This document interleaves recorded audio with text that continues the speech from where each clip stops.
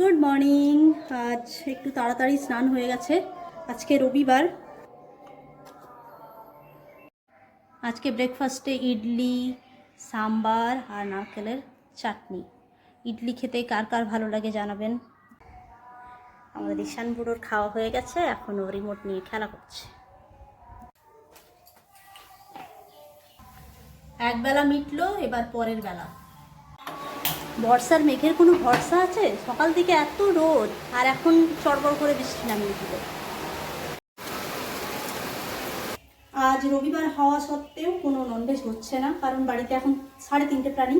তার মধ্যে একটা প্রাণী গেছেন মন্দিরে, আজকে অখণ্ড নাম আছে। সেই সকালে গিয়েছেন, সন্ধ্যেবেলায় আসবেন। তো উনি যেহেতু খাবেন না, সেই জন্য আর করলাম না।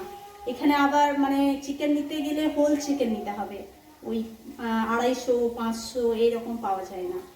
তো সেই জন্য আজকে করলাম না, অন্যদিন। আর আমরা বাঙালিরা একটু রসিয়ে কষিয়ে খেতে পছন্দ করি, তাই আমি আজকে সয়াবিনের রোস্ট বানাচ্ছি। আরও অনেক কিছু হবে।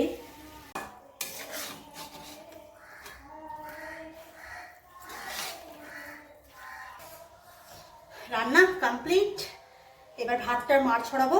মেনু দেখিয়ে দিই কী কী রান্না করলাম। আজকে সব অল্প অল্প করে রান্না করেছি, কারণ বাড়িতে আমরা 2.5 জন লোক। এটা হচ্ছে আপনার ডিম, পোস্ত, তারপর পেঁয়াজ, কাঁচা লঙ্কা করে একটা ঝুরি ঝুরি ভাজা। এটা হচ্ছে পাকা কলার পাচড়ি। এটা হচ্ছে আপনার আভিয়াল, ওই আমাদের 5 মিশালি একটা সবজির মতো। এটা হচ্ছে দইয়ের একটা কারি। এটা হচ্ছে আপনার সাম্বার। এই সাম্বারটা সকালেই রান্না করা হয়েছিল, ওই ইডলি হয়েছিল তখন।